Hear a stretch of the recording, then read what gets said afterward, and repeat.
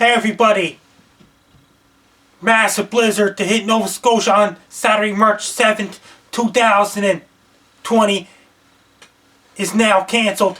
It's been downgraded from 50 centimeters of snow or more to close to 100 centimeters or so or more, downgraded to 5 to 15 centimeters of snow.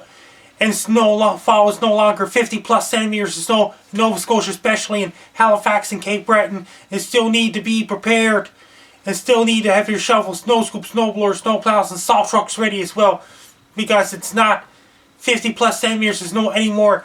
Massive blizzard is now downgraded to a snowstorm in Nova Scotia on Saturday, March 7th, 2020.